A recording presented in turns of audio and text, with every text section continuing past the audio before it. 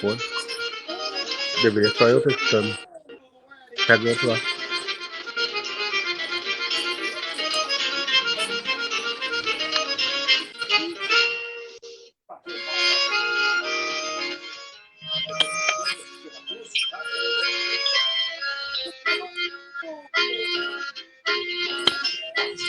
No hay mirada más linda que la de un criollo bagual, con su crinera enredada, esperando rienda y boca. En el palenque clavado frente a la estancia el zorzal, cuántas golpeadas de potro que allí se ataron el bocal. Y así salían por fomos hasta el desarrollo del potro. Y entonces el bocal colgadito en la ramada esperaba por otro. Entonces el bocal colgadito en la ramada esperaba por otro. Cuando los días se iban y el trabajo lo hacía remojo, el tomero limpiando salía al pueblito de su gaucho rincón, al bocal que hace del potro, de caballo del hombre campero, en esos versos un regalo sencillo. Mais estabilidade para detonar nos games, maratonar suas séries e tem uma super rede de repetidores que faz Wi-Fi bombar na casa toda. Por isso, para estudar, trabalhar e até curtir suas lives, conte com a internet da Claro, em casa ou no celular. Assine a banda larga da Claro. Ligue ou acesse claro.com.br. Aqui, todo dia é dia de buscar o novo. Claro, você merece o novo. O Flávio perdeu esse filme no cinema. Chegado. O Joel aproveitou o mundo de programação para curtir o Tempinho 2. 2 não. Já o Caio assistiu aos lançamentos aqui antes. Esses dois não levantam do sofá porque é o melhor da programação. Tá na sua casa. O dia de cada um é diferente. Mas com Sky, a gente se diverte junto. Assine 3003-9563. Bem-vindo ao PokerStars, a maior comunidade de poker do mundo. Jogue o que quiser, quando quiser, com mais jogos e torneios do que nunca. Jogue do seu jeito no PokerStars.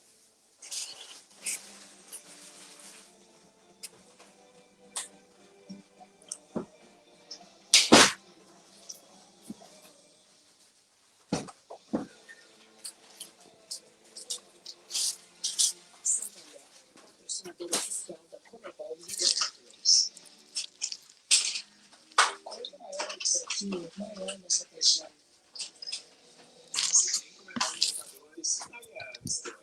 Que hace del potro, de caballo del hombre campero, en esos versos un regalo sencillo, de la entrega de alma a un domero, un domero.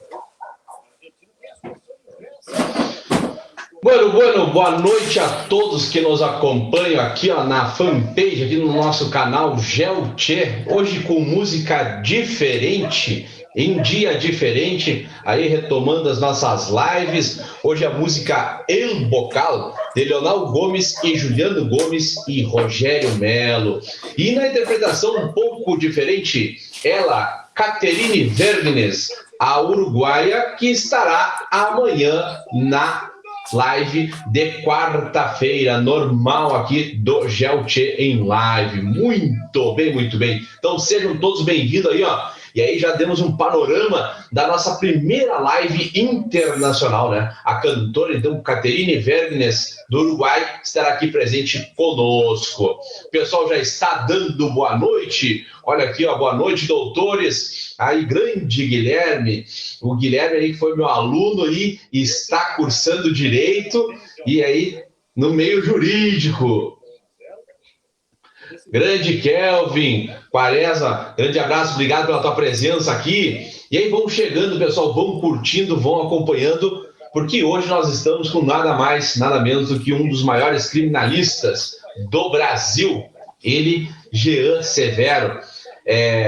Estávamos conversando aqui nos bastidores o que me marcou da história dele, e o primeiro tribunal do qual eu acompanhei que me marcou foi lá o de Dom Pedrito, se eu não me engano, em 2016. Né? Isso aí. E de lá para cá, eu acompanhei ele no caso emblemático lá do Tribunal do Júri, do caso Bernardo, e depois acabei descobrindo, através dos meus estudos, que ele também estaria num grande tribunal emblemático também, que é o Tribunal da Boate Kiss, da qual, meu querido amigo Jean Severo, eu tenho que te dizer o seguinte, ó, consegui a aprovação no TCC, tá carimbado e aprovado no TCC, Merece, e a gente conseguiu desconstruir alguns conceitos já lá, meu velho, né? Foi debatido lá na banca ontem sobre essa questão, né, do indúbrio pró-societá, que é uma das coisas que levou, né,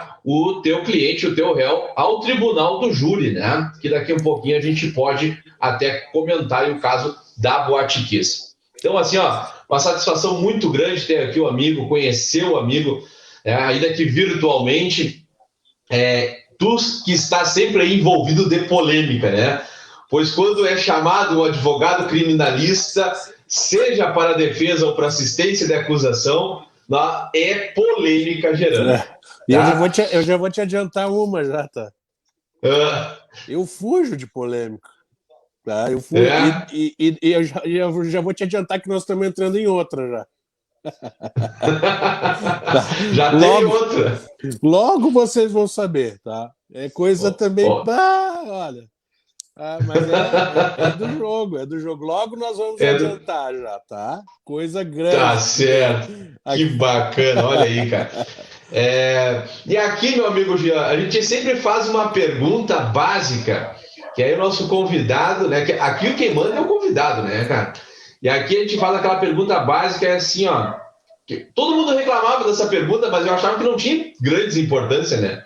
Até o dia que eu fui convidado para participar de uma live e disseram assim, agora nós vamos ter que fazer a pergunta que tu faz sempre. E a pergunta é, quem é Jean Severo? Tchê, inicialmente quero agradecer, Roger, a oportunidade de estar contigo aqui, te pedir desculpa por não ter podido participar naquele dia que nós já tínhamos programado, mas eu estava em Minas Gerais fazendo um plenário de júri lá, muito complicado, muito complexo. Infelizmente o plenário foi dissolvido, a minha colega passou mal, e aí acredito eu que isso tenha afetado o conselho de sentença e acabou o plenário sendo dissolvido, perdemos aí 17 horas de julgamento, esse julgamento certamente voltará na pauta ano que vem. Mas assim, respondendo a tua pergunta, o Jean Severo Primeiro, eu tento ser uma pessoa boa, a minha religião é fazer o bem, eu amo a minha profissão, eu amo o que eu faço, eu amo a minha família, eu tento ser amigo dos amigos. E quando eu realmente entro no plenário do júri, agora focando bem no lado profissional, eu deixo bem claro para todo mundo, eu entro para matar ou morrer. Ali eu esqueço tudo, eu esqueço família, eu esqueço problema de saúde, qualquer coisa, eu entro ali para dar 101% e aí vamos ver o que acontece. Profissionalmente eu sou assim, não sei ser diferente. Quando eu entro no plenário do júri, eu fico realmente cego. O tribunal do júri é a minha cachaça, já sempre falo isso, eu devo tudo ao tribunal do júri. Então, quando eu entro no júri, quando eu entro para fazer uma audiência, uma sustentação oral, eu procuro sempre ir no meu limite físico e mental. E eu procuro sempre ser uma pessoa boa, ajudar o próximo, estender a mão para quem precisa e levar minha vida, proporcionar para minha família alegrias, uma tranquilidade material, estar o mais próximo deles possível, em que pese nesse momento eu não consiga. Por exemplo, eu estava em Minas semana passada, agora quinta eu já viajo para Recife para dar um curso de júri. De Recife eu vou para Campo Grande para atender parlatório em Presídio Federal, na volta já vou para o Maranhão e aí dou uma parada, mas ano que vem vai ser muito pior. Mas isso é tudo aquilo que eu sonhei durante toda a minha vida de guri pobre, e o Tribunal do Júri e a advocacia me deram essa oportunidade. Então eu sou um homem muito feliz e muito grato a Deus por essa oportunidade e hoje por estar aí falando contigo, meu irmão. Perfeito, ótimo. Eu acompanho nas redes sociais, né? É uma vida a bordo, né? É, E eu vejo assim, dois criminalistas que eu acompanho muito, tu e o Quaresma. Quaresma, claro, É, já tive a alegria de palestrar com o Quaresma, que eu tenho também como um grande tribuno, um cara espetacular, um advogado que nos representa muito, um querido amigo, né? E a gente passa aí é, correndo para lá e para cá, né? E essa é a é, nossa vida. é. Não, eu vejo muito em vocês algo parecido, mas com as suas distinções, né? Claro. Bem subjetivo, bem diferente, né? Mas uma coisa muito parecida é essa questão de passar pelo Brasil inteiro aí, tanto trabalhando quanto requisitado, né, pelas questões de formação para o Tribunal do Júri, né? São muitas palestras, né? E eu gosto de dar esse contributo, né? De dividir conhecimento. Eu acho que quando eu ensino, eu aprendo. Então, eu gosto muito, eu procuro encaixar na agenda sempre essas situações. E é muito bom dividir conhecimento com o país inteiro, né? Agora vamos para Recife na quinta-feira para falar sobre o Tribunal do Júri em Recife. Perfeito.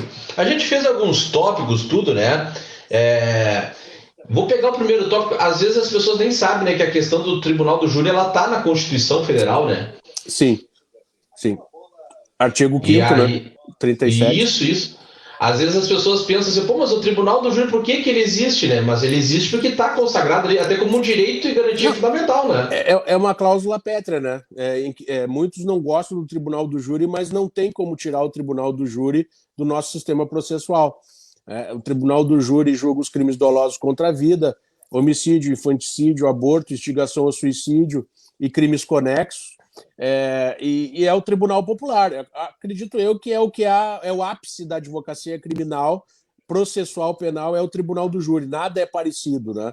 Então, ou tu gosta de fazer júri, se prepara para fazer júri, ou tu não faz júri, porque não existe como o Tribunal do Júri sair do nosso ordenamento jurídico. Então, o conselho que eu dou para quem quer trabalhar nessa área é que se prepare para fazer Tribunal do Júri, participe de cursos, mas principalmente, Roger, eu vou dar uma dica para o pessoal. Eu sou velho, né? Eu sou do tempo que eu não tinha Google, não tinha essas tecnologias que nós temos hoje. Eu assistia júri, eu era rato de júri, então participava, ia lá olhar júri, ajudei um professor muito tempo, com 184 júris eu fiz com ele como estagiário e tal. O segredo de tu fazer júri é um só, assistir júris com os bons advogados, com eles vocês vão aprender a trabalhar, com os advogados medíocres, assim que nem eu, e com os advogados ruins. Com os ruins vocês vão aprender a como não fazer. Mas o segredo do Tribunal do Júri é só um, é assistir júri. Muitos júris. E isso vai te dar uma noção do que é o plenário do júri. Então, a maior dica que eu dou nesses cursos que eu dou aula por aí é assistam júris. E hoje, né, Roger, é uma barbada. Tu bota no Google aí, tu vê Quaresma, tu vê Zanoni, tu vê um monte de advogado bom trabalhando. Então, hoje nós temos essa facilidade, o que na minha época era impossível. Na minha época eu ia ter que ir para o fórum, eu ficava no fórum, às vezes das 8 da manhã à madrugada, para aprender com os tribunos, com os juízes, com os promotores, como é que era aquele procedimento, com os jurados. Né? Então, eu acho que é isso que hoje me dá essa força, esse cabedal para poder ter a pretensão de ensinar alguém. Muito bem. E tem uma palavra que, se eu não me engano, eu não sei se é num curso que vai ter no Maranhão, que tu vai estar também, que tu fala que o Tribunal do Júri não é brincadeira, né? Não pode brincar.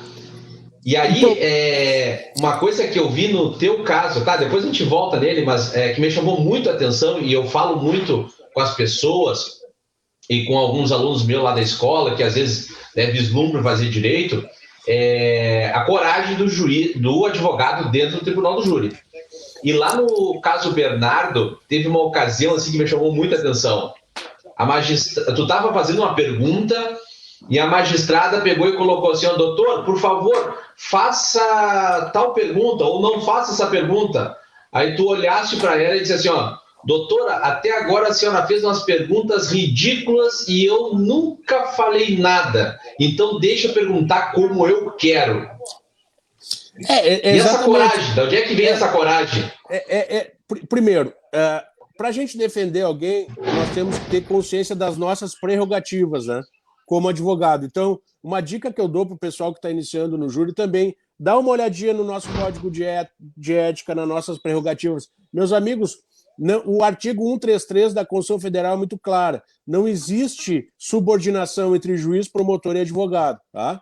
Se não deixam o advogado trabalhar no tribunal do júri, o advogado tem que abandonar o plenário, pedir a suspeição do juiz. Hoje nós temos o abuso de autoridade. Já tínhamos, mas agora é muito mais forte. Então a gente tem que saber dessas nossas prerrogativas. E não esquecer que uma condenação no tribunal do júri geralmente é de 12 a 30. Quem vai sofrer é aquele cliente que vai ser condenado. Então nós não podemos perder oportunidades e nunca demonstrar para o conselho de sentença alguma falta de conhecimento, falta de coragem. O jurado, ele olha muito, ele visa muito o que o advogado está fazendo. E o advogado tem que ter um trabalho realmente de escola, de enfrentamento.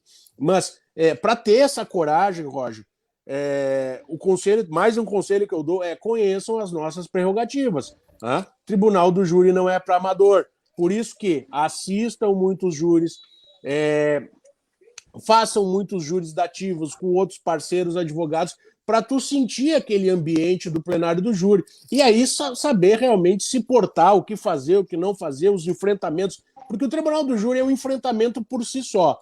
E o grande problema do tribunal do júri é que teu cliente está assistindo a tua atuação, a família do teu cliente está assistindo a tua atuação, o oficial de justiça, o jurado, o promotor, não tem como fugir. Ou tu vai dar o teu máximo e buscar o teu ápice, ou tu vai sucumbir. O que eu procuro nos meus cursos, juntamente com esses outros professores, é dar uma tranquilidade para esse aluno pisar no tribunal do júri e não sucumbir. Porque eu já vi, Roger, o juiz chegar para o advogado e dizer: a defesa tem a palavra, 1h30. O advogado botar a mão na barriga e sair correndo, entendeu? Eu já vi acontecer. Ele não suportou aquela carga, né? Porque são muitas ideias que passam na cabeça do advogado naquele momento, ele tem que escolher as melhores e iniciar. Mas fiquem tranquilos, existem técnicas para isso, para tu começar uma boa oratória, a tua persuasão da melhor maneira possível. Agora tem que estudar, tem que participar de cursos, tem que fazer júri. Júri não é arena para covarde, vai ter enfrentamento. E outro conselho que eu vou dar: quem fala por último sempre é o advogado, não é o juiz, não é o promotor. Quem recebe a carga pior no tribunal do júri é o advogado. Por quê? O juiz vai para casa, mais um processo. O promotor vai para casa, mais um processo, amanhã eles estão no foro. Nós não. Se temos uma condenação, a carga toda de tristeza, de lástima, de sofrimento, pressão da família, pressão do réu, é com o advogado. Então, o maior compromisso que quem tem no tribunal do júri é, sem dúvida nenhuma, o advogado. Por isso, se preparem para enfrentar o júri. Muito bem. E outra coisa, tu já até falaste aqui no início, e agora até aproveitar, por causa que ela deu boa noite aqui, ó. Isadora também foi minha aluna, hoje acadêmica do 3º ano do curso de Direito aqui na Federal do Rio Grande. Eu não sei por que esses pessoal estão fazendo direito, Jean. Que beleza. Eu acho que eu tô falando demais de direito em casa. Coisa boa, coisa boa. Aí eu trago aqui a Tônia, ainda bem que ela está aqui, ó, por causa que eu ia falar isso. Nós fizemos lá na escola o que nós chamamos de maratona jurídica em dúvida pro réu.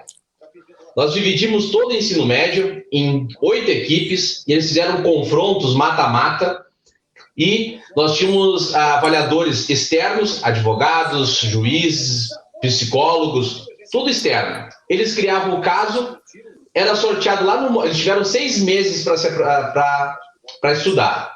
E lá eles eram assim confrontados e é colocado qual o caso que ia cair, que era sorteado, e se tu ia defender ou tu ia acusar. A Isadora, que participou conosco lá em 2017, ela tem uma questão que aconteceu contigo também, depois eu vendo no YouTube, no teu canal, da tua emoção no tribunal do júri, lá em Dom Pedrito, naquele caso que nós conversávamos, né, com aqueles 4 jovens. Tu fez toda a tua apresentação, tu te emocionou mesmo, dá pra ver que foi assim, ó, é a emoção, não é teatro, vem. E aconteceu com a Isadora a mesma questão, Jean, mesma questão. Ela se emocionou por causa que era um caso de racismo, veio aquilo, e quando a gente viu, assim, eu tava lá, professores da escola, direção, coordenação, E foi uma surpresa muito grande, por causa que aí os jurados, que eram pessoas já bem reconhecidas aqui em Rio Grande, estavam filmando a atuação dela. Que legal. Por causa que tribunal do júri tem emoção. Aí não sei se tu quer contar pra gente como é que foi essa questão da emoção, ou se já teve outras questões assim parecidas. Eu sou um homem emocional, né?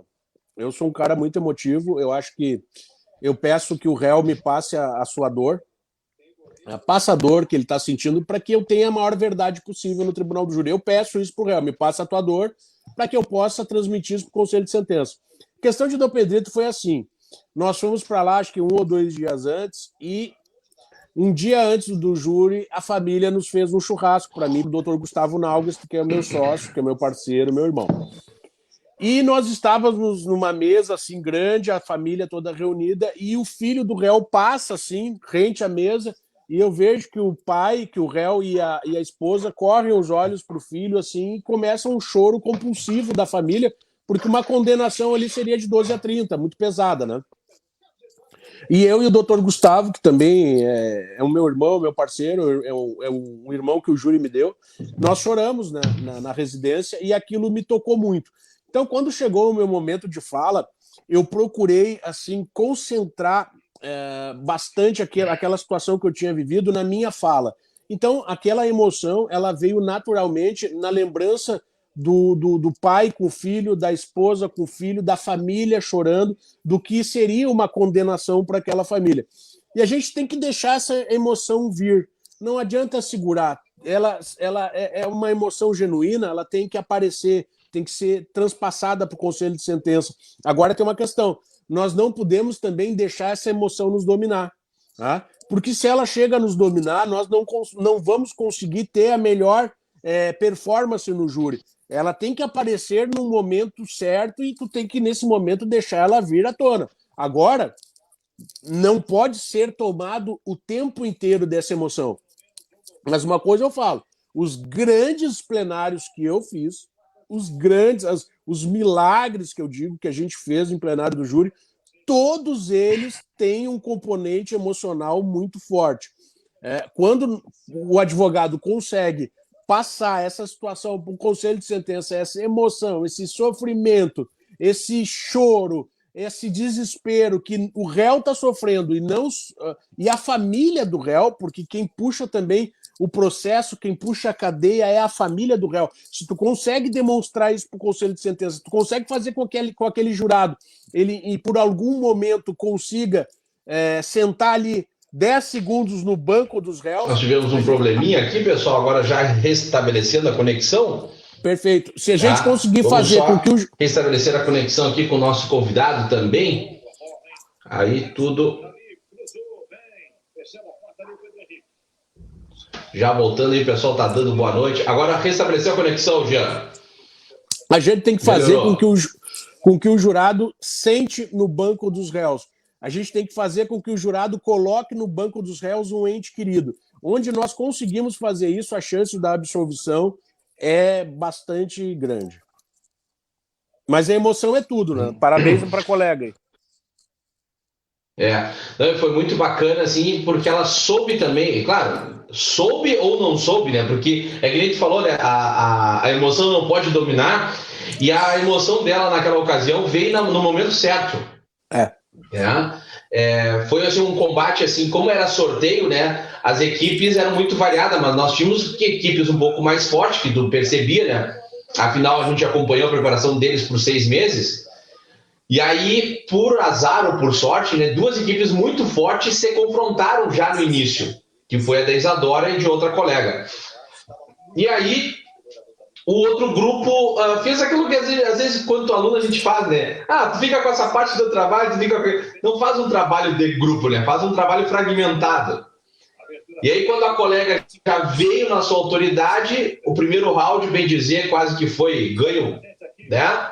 E aí eles colocaram uma outra aluna para debater, o debate esquentou no segundo round, e no terceiro round aí ela matou por causa que ela se emocionou e veio a Flora, e acontece mesmo, né? É isso aí. Outra coisa no tribunal do júri que me chamou muita atenção, eu não sei se foi no Dom Pedrito ou foi em outro que eu vi, mas eu acho que foi no Dom Pedrito ainda, sobre a condenação dos jovens, de dizer que eles eram culpados, que eles eram os assassinos, que eles eram, digamos assim, a pior espécie. Eu não me lembro se foi bem assim que tu colocaste. E aí depois tu só coloca assim, ó. Mas é qualquer filho de vocês que tiver um poder aquisitivo ou que não tiver um poder aquisitivo, que cometeram um crime, fizeram alguma coisa, vai lá no meu escritório bater e vai criar uma defesa. E é uma verdade, né? Verdade. Isso aí foi no caso do Bernardo. Esse foi no caso do Bernardo. Tá. A questão é a seguinte, né? Nós temos uma Constituição Federal. A Constituição Federal, ela não prioriza, ela não dá privilégios apenas para o cidadão de bem. Tá? A Constituição Federal, ela garante direitos individuais para todos, inclusive para aqueles que erram. Então, nós temos uma coisa chamada devido processo legal, tá? Onde nós temos no júri não só a ampla defesa, mas a plenitude de defesa. Então, na realidade, quando nós temos alguém da nossa família, ou nós mesmos, quando cometemos algum ilícito, e eu sempre digo o seguinte, eu tenho certeza que eu não vou cometer nenhum ilícito, mas eu não posso garantir que o Ministério Público não vai me denunciar.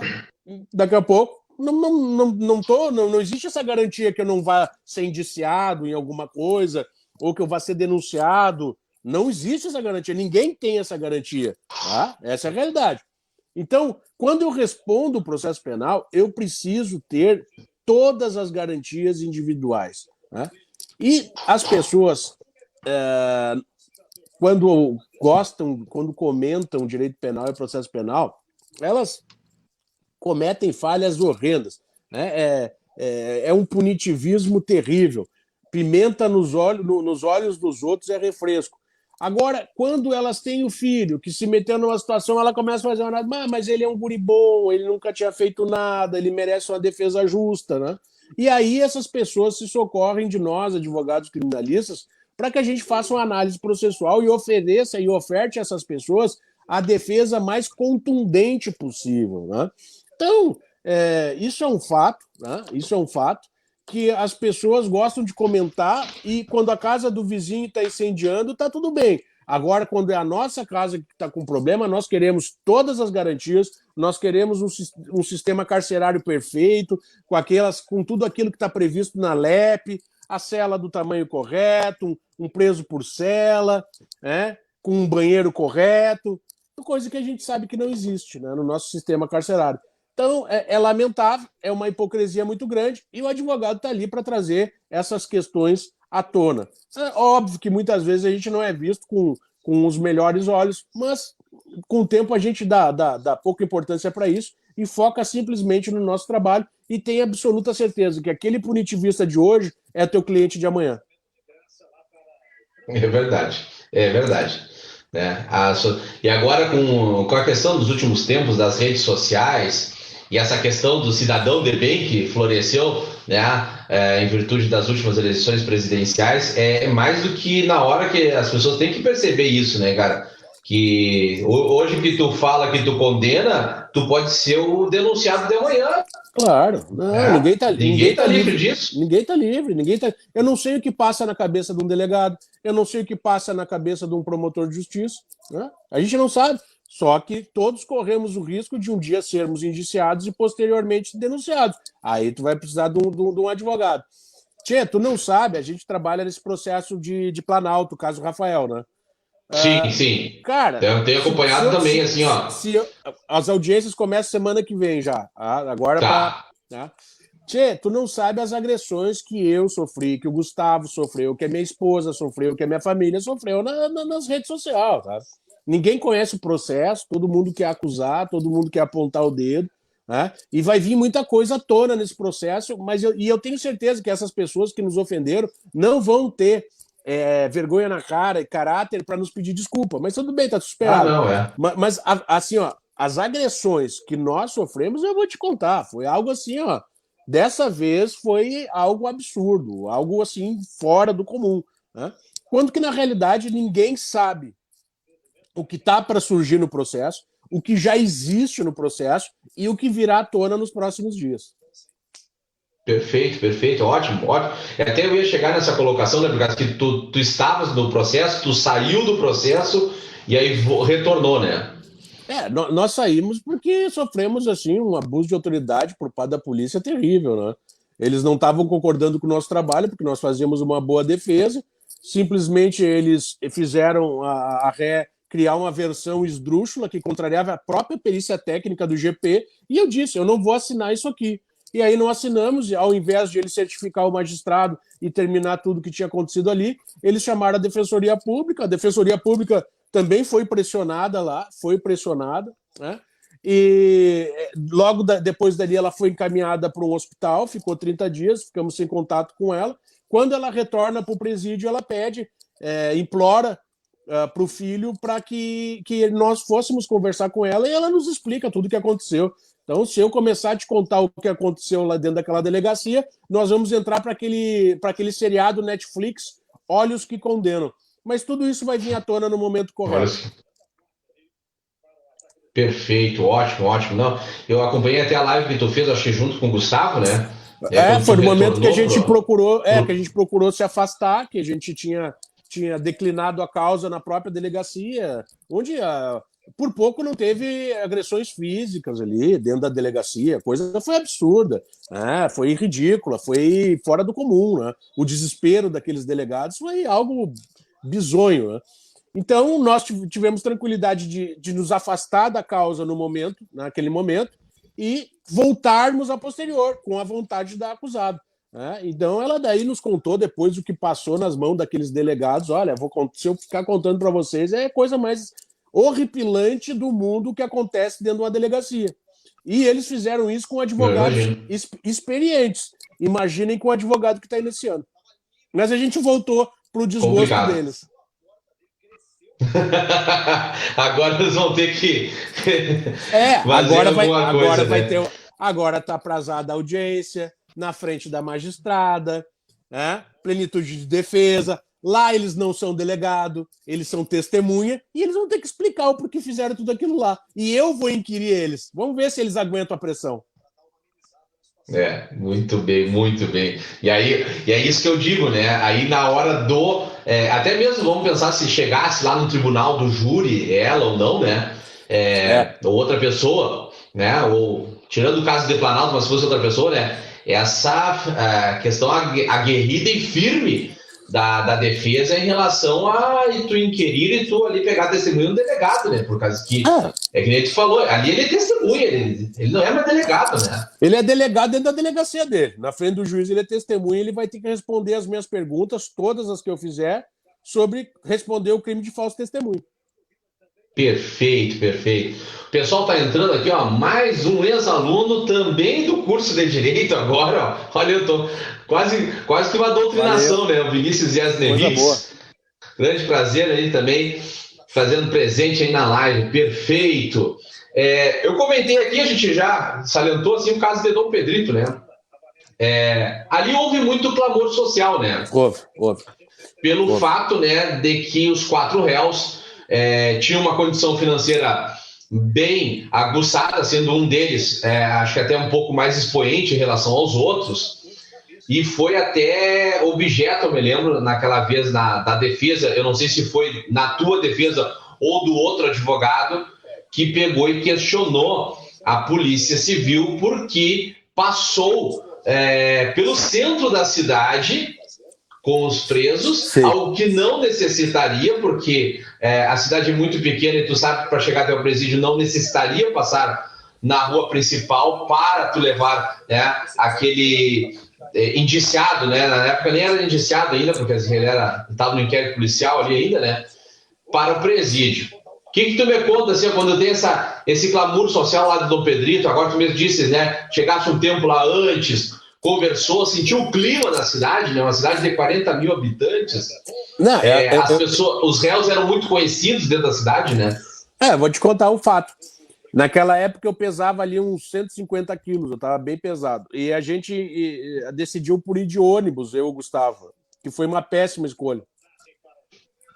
Eu tive um problema de coluna dentro da viagem, né? Muito pesado dentro do ônibus e tal.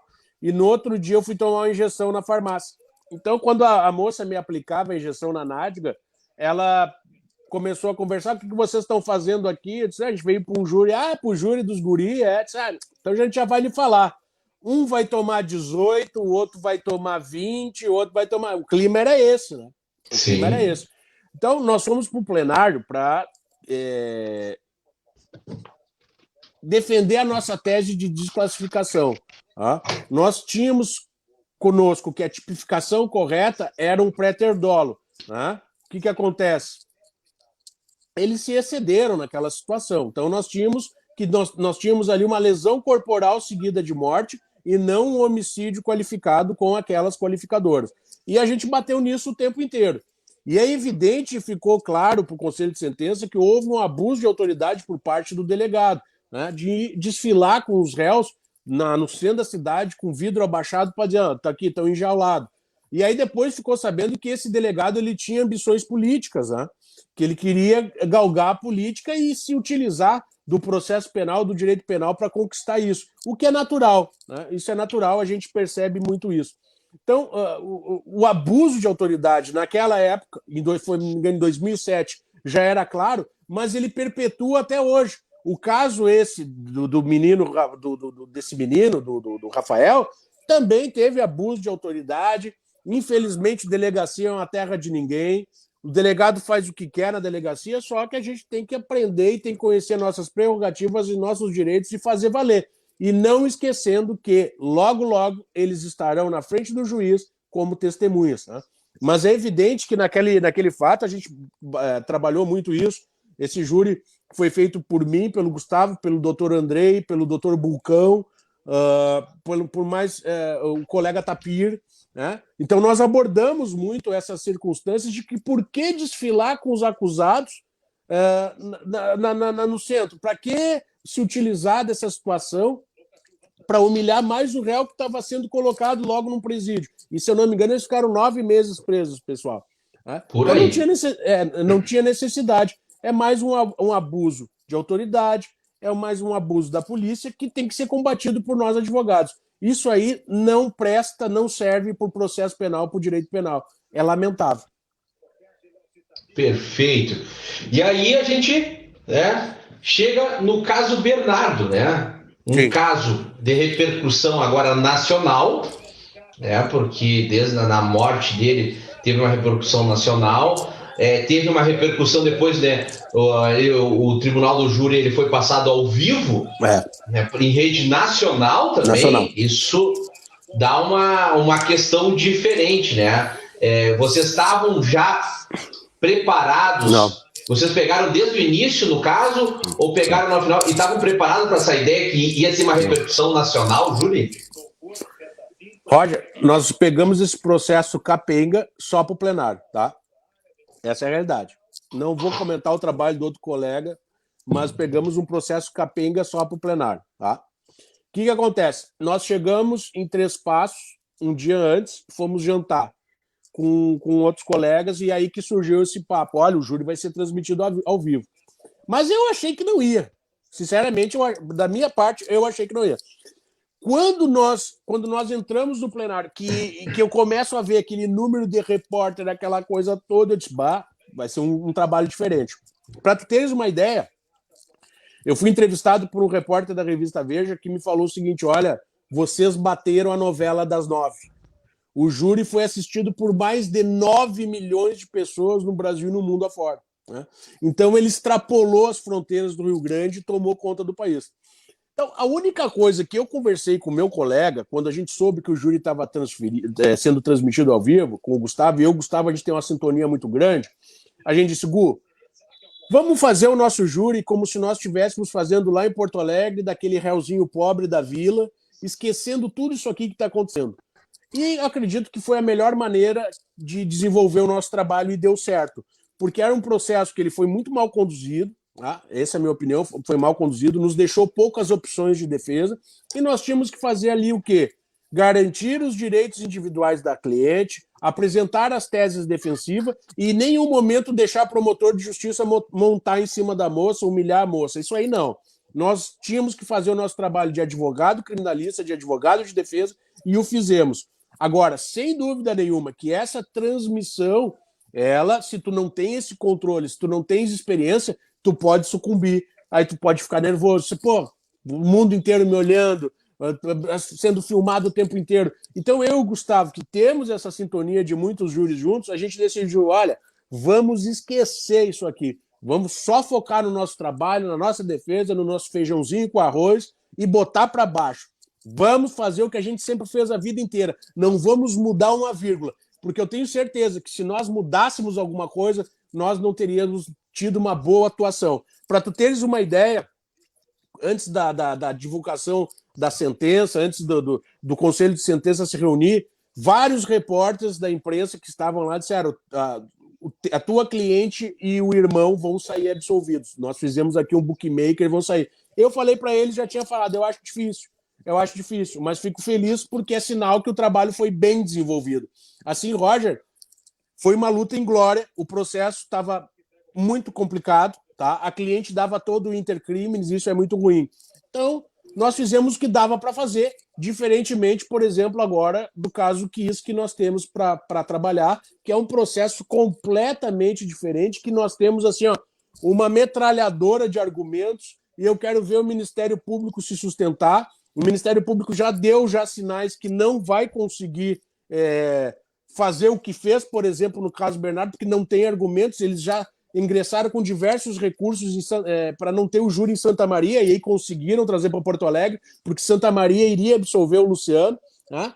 Então, chegou a nossa vez agora da defesa ter muitos argumentos em prol desse réu que não merecia sequer ter sido pronunciado. Ali, eu não sei, né, em Três Passos, se a promotoria era dali ou veio de Porto Alegre para atuar? Não, era um promotor dali, ou 2 promotores dali, e o principal promotor foi trazido de Lajeado, que era um cara bem mais experiente, que eu gosto muito, tenho o maior respeito por ele, que é o Dr. Everson, acho, Emerson, uma coisa assim. Ele veio para dar suporte para aqueles 2 promotores mais jovens, tá? Foi colocado ali, né, foi deslocado, melhor dizendo, um promotor mais experiente, que no caso o Dr. Everson, não me recordo agora, mas é um promotor que eu já tive a oportunidade de trabalhar e exerce um trabalho muito bem feito no Tribunal do Júri. Então, ele foi deslocado para Três Passos. É uma prática recorrente, então, do Ministério Público fazer isso? Olha só o caso Kiss. Pois isso que eu ia chegar agora. Buscaram a Lúcia Helena Calegari, aqui de Porto Alegre, que é, para mim, a melhor promotora do país, tá? E o doutor Davi Medina, que é um promotor também que eu respeito muito, que entende dessa parte aí de dolo, culpa, né? Teoria do crime e tal. Então, eles pegaram 2 promotores que também se casam bem para colocar para trabalhar no júri, né? É gente muito capacitada, pessoas que eu respeito muito. Até porque tem que fazer essa mecânica, porque do outro lado eles sabem que tem uma defesa muito forte também. Não, eles sabem com quem estão lidando, né? Como eu te falei, eu estou hoje com 206 júri, eu estou com 174 absolvições. Eu não faço júri só em Porto Alegre, eu fiz júri agora 2 semanas em Campo Grande, Minas, e assim é a nossa vida. Então a gente tem uma experiência muito grande, a gente está sempre falando sobre o Tribunal do Júri, a gente está sempre conversando, tensionando sobre o júri. Então eles sabem que vão ter um trabalho. E mais, eles têm um problema muito sério, né, Roger? O Ministério Público deveria estar sentado no banco dos réus lá. Essa é a realidade. Todo mundo sabe disso. A Prefeitura de Santa Maria, alguns bombeiros deveriam estar sentados ali, a promotoria deveria estar sentada ali. Não estão. Aí pegaram um rapaz lá, pobre, humilde, e jogaram tudo nas costas do guri, que é o nosso cliente, que tem que ser absolvido, e eu tenho muita convicção na absolvição dele.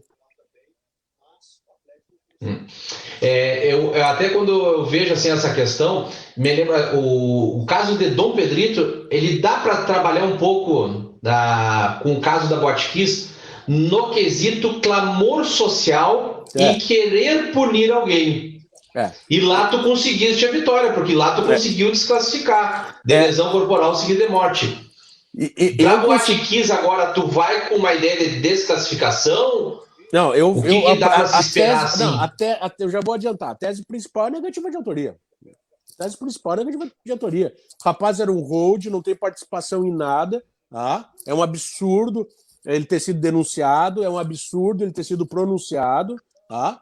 E foi a júri, tá indo a júri. Então a tese principal é a negativa de autoria. É evidente que eu vou suscitar e eu vou querer que eles me expliquem o dolo eventual nesse processo, porque não tem. Eu converso com promotores do país inteiro e eles reconhecem que não existe dolo eventual ali. Tem que estudar mais para sustentar isso. E não tem como eles sustentarem. Então, no máximo ali, uma culpa inconsciente. No máximo, uma culpa inconsciente. E eu não tenho culpa, que a pena da culpa é de 1 a 3. Tá? Não tenho culpa. Isso Perfeito. é do legislador. Tá? Mas a tese principal, o bojo central de defesa é a negativa de autoria. Esse rapaz aí, para mim, o Luciano é vítima, é tão vítima quanto as vítimas. O Luciano desmaiou lá dentro, o Luciano poderia ter morrido, o Luciano foi retirado lá dentro desmaiado, o Luciano retornou para dentro da casa noturna para ajudar, e aí querem imputar num pobre coitado uma pena altíssima dessa, um rapaz que já sofre, Roger, desde 2013, se eu não me engano, que aconteceu o fato, é um sofrimento diário, com medicação, é uma pressão terrível. Esse rapaz já pagou essa pena há muito tempo, tem que deixar ele viver o resto de vida que ele tem. Com certeza. E ontem, né, quando eu fiz a minha defesa do TCC da pós, que foi em relação ao Boate Kiss, né, a discussão entre dolo eventual e culpa consciente, o próprio membro da banca, né, ele pegou e ele é defensor público também, ele é professor e defensor público, ele disse assim, olha, Roger, eu estudei tanto sobre isso, e não achei nada que colocasse que fosse dolo eventual. Não tem. É por isso que eu digo, por isso que vamos pegar o início da nossa conversa. Ninguém está livre de uma denúncia do MP. Ninguém está livre do indiciamento pela polícia. Ninguém está livre disso. O Luciano, e eu vou falar o Luciano e os demais réus, aqui não tenho procuração para falar deles, mas não deveriam ter sido denunciados e pronunciados por esse crime de homicídio. Não pode, de homicídio com dolo eventual. Não, a gente não pode violentar os institutos. Dolo eventual é uma coisa, tá? É que pode se discutir muito.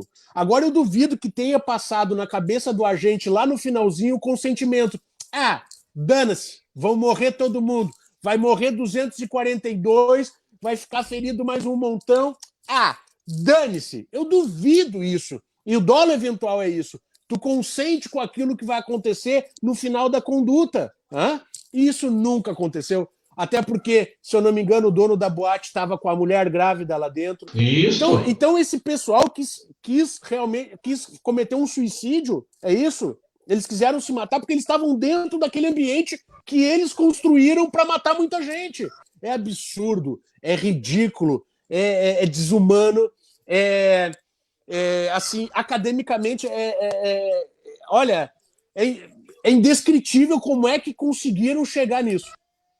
Eu coloquei no final do trabalho que se colocarem, que sejam sentenciados por dolo eventual, é a total subversão da teoria do delito, né? Não, acabou. Vamos rasgar os códigos, vamos parar com tudo e salve-se quem puder. É um absurdo. É complicado, né, para pensar assim, que ele assumiu o risco e quis o resultado, né? E aí, se tivesse por algum acaso, ou pela banda, ou pelos sócios da boate, eu seria uma pessoa de muita sorte, né? Porque eu estive na boate na sexta-feira. E aí tu imagina assim, pai, então ainda bem que ele pensou nisso no sábado, ele não pensou isso na sexta. É uma loucura. E as pessoas não conseguem entender isso. Não, é algo impensável, né? É impensável, é lamentável, né? Que tenha chegado a esse ponto. E agora acabou. Vai ter julgamento em Porto Alegre em março ou abril. Acabou. Porque nós não recorremos, né? Eu vi que vocês se pronunciaram até para ver se acabava rápido isso daí. Vamos pro pau de uma vez. Porque eu acho que Santa Maria tem que ter uma resposta e, mais uma vez, eu vou dizer, é lamentável que Santa Maria não vá julgar esse processo. E vou repetir, não vai ser julgado por culpa exclusiva do Ministério Público que correu do júri de Santa Maria quanto ao Luciano. Tá? Eles acham que vão condenar todo mundo, botando eles no mesmo balaio de gato, num júri só, para arrumar atrito entre as defesas. Isso não vai acontecer. Isso não vai acontecer. Se o júri não saiu em Santa Maria dia 16 de março, tem um culpado. Se chama Ministério Público. Porque ele mesmo se pronunciou, creio que estava junto contigo, ou pela tua orientação, que ele disse, então, se eu cometi algo errado, se eu fui, então, eu quero que os santamarienses me julguem o que fizeram, né? É um cara que continua residindo em Santa Maria, trabalhando em Santa Maria, tem a sua vida em Santa Maria, todo mundo conhece e reconhece como um guri de bem, um cara querido, um cara trabalhador, que nunca se envolveu em ilícito nenhum. Ele merecia ter sido julgado por Santa Maria, mas o MP, de forma assim deslleal, porque o MP teve conosco no sorteio dos jurados lá um pouco antes da marcação do júri, ou melhor, do acontecimento do júri, não falou para ninguém que ia recorrer, estava tudo certo que o júri ia sair dia 16 de março, que era numa segunda, e na quinta-feira eles levaram uma liminar do STJ para suspender o júri até o julgamento do desaforamento. Então, se tem um culpado que esse júri não saiu, não sou eu, não é o Gustavo, é o Ministério Público que, de forma covarde, correu do júri, porque sabia que o Luciano ia ser absolvido em Santa Maria. Eu digo na cara dele. Perfeito. Olha, esse daí ainda ficou ainda mais uma das lambanças da questão jurídica brasileira, né? Quem sabe aí um dos maiores erros, né, do ordenamento jurídico brasileiro, né? Se a gente tem lá na época, eu não me lembro qual é o ano, né? Quando você fala do Tribunal do Júri, a gente sempre aprende na faculdade aquela questão dos irmãos Naves, que foi um dos grandes erros. Absurdo. Né? Absurdo. Creio eu que, de certa forma, numa condenação agora por dolo eventual, seria, quem sabe, o segundo, ou hoje, né, o primeiro e maior erro jurídico brasileiro falando, né? Porque sem dúvida. É muito complexo. Sem dúvida. Não existe como esse pessoal ter sido denunciado por homicídio doloso. É uma vergonha para a doutrina, é uma vergonha para a academia, é uma vergonha para todo mundo. E os promotores sabem que vão passar vergonha lá, porque nós vamos botar o dedo na ferida.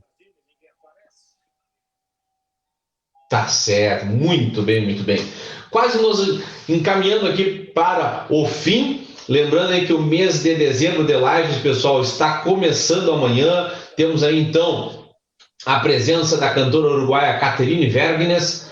E depois, na outra quarta, um advogado criminalista aqui de Rio Grande, o Flávio Caran Júnior, vai participar conosco aqui sobre a questão de posse da arma. Ele que é instrutor, né, de armas, então nós vamos fazer esse bate-papo, se é bom, se é ruim, consequências do armamento da população brasileira. E dia 16 de dezembro, a participação aqui de uma dupla fantástica que participou muito nos comentários numa live aqui, então eles foram convidados a participar agora ao vivo, que é a Letícia e o Paulo. Letícia e o Paulo, que mora aqui em Pelotas. Então esse é o nosso calendário. Depois aí nós temos um recesso de Natal para dar uma descansada, né? Tem que dar uma descansada, porque esse ano é 2020, aqui atrás, aqui, ó, eu tenho um quadro, porque a minha casa virou sala de aula, tem aqui os livros que a gente nunca para de estudar, e verdade. Segue o baile. Meu amigo, 2 perguntas para quase nós já dando boa noite pro pessoal aí, para te também poder descansar. Aqui, ó, só um primo meu aqui, o Arione, dando boa noite, passando. Grande noite. Arione, lá na cidade de Rosário do Sul, e claro, ele tem todos os parentes, assim como eu, lá em Dom Pedrito, né? Então por isso que a gente tem essa ligação com Dom Pedrito boa. Muito forte. Lá o pessoal lá da churrasqueada sempre, né? Maravilha. E aí, meu amigo, 2 questões aqui, ó, que eu fiquei pensando para conversar contigo. Primeiro, quando tem algum problema, vamos chamar o advogado criminalista. Tu diz que tu foge de problema, mas os problemas vão atrás de ti. Pelas questões de mídias sociais, ou até mesmo pela própria população leiga, ela acha que o advogado criminalista é tão quanto criminoso aquele que cometeu o delito. Como é que... Bom, e aí tu me mostrou isso, né? Porque tu disse que tu sofreu essas ofensas no caso agora de Planalto. Sim, A gente sofreu muito mais que até Como no próprio sair dessa situação? A gente sofreu até muito mais que no próprio caso Bernardo, né? Mas as pessoas têm que entender que o advogado defende o direito, né? Todo mundo tem direito. Nós temos Constituição Federal, nossa Carta Magna, né? Norteia o que deve acontecer, o devido processo legal, as garantias individuais. Então, eu procuro, a maneira que eu tenho de me preservar é usando a nossa Constituição como escudo, o nosso Código Penal, o nosso Código Processo Penal, Pactos de São José da Costa Rica, esses elementos que nos dão uma força para demonstrar que todo aquele que errou merece uma defesa, merece uma oportunidade. E eu me socorro do nosso principal livro, que é a Bíblia. Né? Poxa, Pedro chegou para Cristo e perguntou: Pai, quantas vezes devo perdoar um irmão? 7? E Cristo respondeu: não, Pedro, 7 vezes 70. Aí eu encerro. Então, se Cristo falou isso, que a gente deve perdoar, que a gente deve estender a mão, que a gente deve acreditar no próximo, que a gente deve julgar alguém com a mesma régua que vamos ser julgados, então eu estou muito tranquilo no que eu faço. Agora, é lamentável essas pessoas, esses covardes, quererem atacar a nossa profissão, atacar a nossa família, quando que, na realidade, nós estamos exercendo o nosso mistério. Eu não sou só advogado, eu sou professor de direito penal, de processo penal. Eu amo o que eu faço, eu sou um doutrinador, eu escrevo sobre isso. Então, é muito triste que essas pessoas, que para mim são pessoas sem luzes, e eu tenho certeza, Roger, que uma hora ou outra eles vão bater lá nas nossas portas pedindo a melhor defesa possível. Com certeza, com certeza. E aí, na pergunta final, antes que eu me esqueça, eu ainda quero receber o teu livro aí. Vamos combinar, eu vou te mandar. Eu quero ver, por causa que, olha, é muito bacana. E esse teu outro lado também é muito legal, né, cara? Tu é professor, tu sabe chegar na defesa de uma maneira, acho que propriamente com um advogado que de repente não seja professor, né? Porque tu tem já o dom, assim, cara, eu vou falar para aquela pessoa e entender. Porque quem está no conselho de sentença, às vezes pode ser uma pessoa que entende de direito ou pode ser uma pessoa que não entende nada, né? A didática é tudo, né? Eu sempre digo que eu dou aula desde que eu comecei a fazer júri, porque na realidade o júri é um pouco de aula, tu tem que fazer com que aquele jurado entenda a tua tese defensiva, né? Mas para isso tu tem que procurar elementos, Roger, que às vezes não estão nem nos códigos, né? Porque o jurado ele não entende muito de direito penal e processo penal, mas ele entende sobre a Bíblia, ele entende sobre o perdão, ele é um jurado que tem experiência de vida e tu tem que avocar isso, fazer com que ele tenha esse pensamento, que ele busque essas lembranças da sua vida, as coisas que viveu. O tempo, o inimigo do advogado no tribunal do júri, um deles é o tempo, né? E eu preciso ajeitar esse tempo de fala dentro de um pouco de explicando a tese defensiva que vai ser utilizada. Eu vou falar lá no nosso Código Penal, vou falar no Código de Processo Penal, vou falar na Constituição Federal. Então eu tenho que azeitar e organizar essa situação para que o jurado entenda. Não, a linguagem do advogado do tribunal do júri tem que ser a mais simples possível, porque quem vai julgar é alguém que não sabe nada sobre o direito, né? Ele pode conhecer muito sobre a vida, mas sobre direito dificilmente tu vai ter um conselho de sentença formado por pessoas que conheçam, e tu tem que tocar no coração desse jurado, e aí entra também de uma maneira muito forte, muito latente, esse componente emocional. Esse é o segredo. Perfeito. E aí a última pergunta por causa que às vezes as pessoas me perguntam muito isso. A gente sabe que a questão de uma preparação para atuação em tribunal do júri requer muito estudo, tu já nos falou isso, muita segurança, muita seriedade. Às vezes a gente tem nos tribunais do júri que aquela pessoa não tem condições financeiras e aí acaba, na nossa Constituição também garante isso, então a pessoa ali ela é defendida por um defensor público. A tua atuação hoje, a pergunta que eu chego, a tua atuação em tribunal do júri pro bono, ela existe ainda? Tu não faz mais? Tu já fez? Eu sempre fiz, eu faço júri pro bono até hoje. Eu tenho muitos processos de quando eu iniciei defendendo no bairro Restinga, que é um bairro pobre de Porto Alegre, e eu vou te falar que a defesa que eu faço no júri, pro bono ou não, é igual, porque quando tu entra no júri é o teu nome que está ali, né? Então não interessa, eu esqueço, não tem como misturar dinheiro com isso aí, é o amor à profissão. E uma dica que eu dou para o pessoal que está iniciando, façam muitos júris pro bono, por quê? Estudem o processo, façam esses júris, porque o grande lance do júri é tu estar sempre pisando no plenário, sentindo aquelas emoções e tá ouvindo o teu trabalho, tu tá assistindo aquele ambiente do tribunal do júri. Tu não perder a embocadura, o dinamismo do tribunal do júri. O advogado tem que ser dinâmico no tribunal do júri. Isso dá uma live só sobre dinamismo no tribunal do júri. Onde tu conseguir agregar todos esses fatores, tu vai ter um bom desempenho, evidentemente conhecendo o processo de capa a capa, fazendo um índice, uma boa saudação, sabendo fazer os apartes da maneira correta, tendo presença de plenário, dinamismo de plenário, coragem e indignação. O advogado que não tem indignação não deve pisar no tribunal do júri. Muito bem.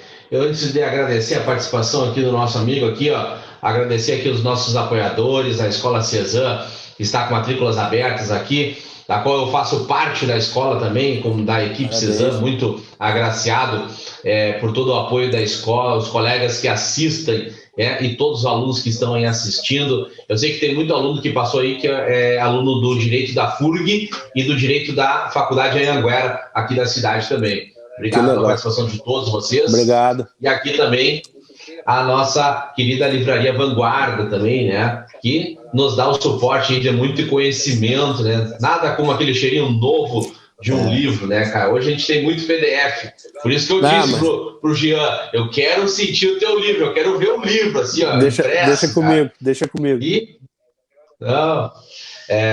quem sabe aí, futuramente aí, a gente possa se encontrar nos cursos aí, que vai ser muito bacana. Meu amigo, a tua vida é corrida, né?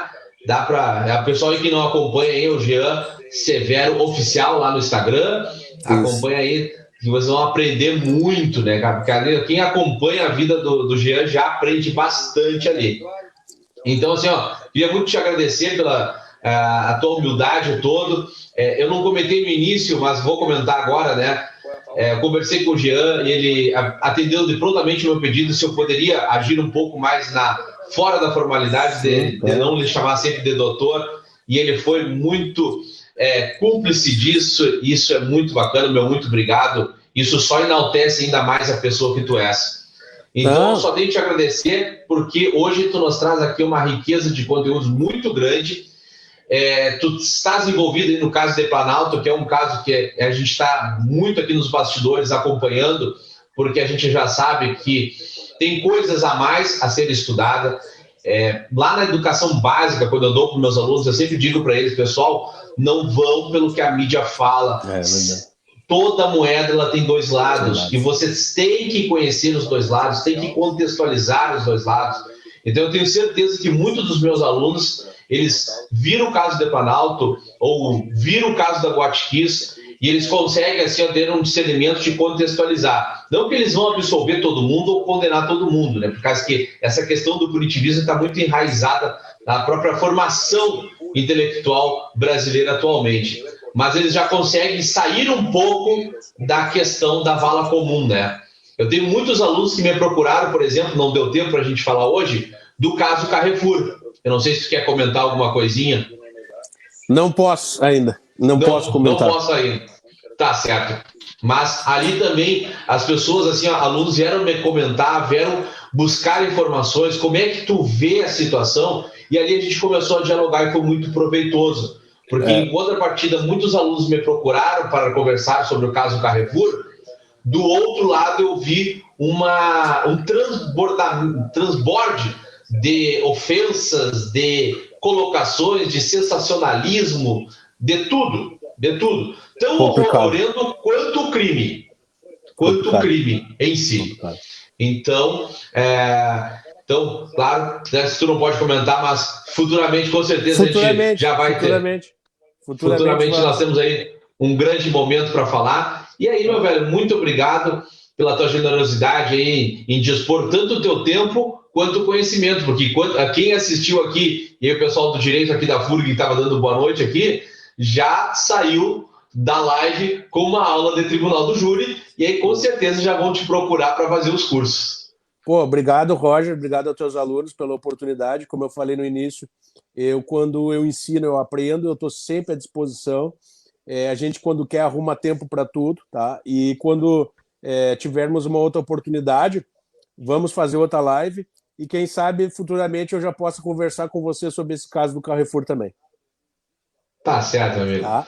Uma boa noite aí pra ti, tudo de bueno. Pra quem nos acompanha amanhã, live, tá? Mais uma livezinha, e aí seguimos aí para entrando no último mês do ano. Que loucura, meu velho. Já era. Já acabou o ano, né? Tá. Grande abraço, amigo. Abraço, tudo de bom pra ti. Bom final de ano. Até mais. Até mais. Obrigado. Tchau, tchau.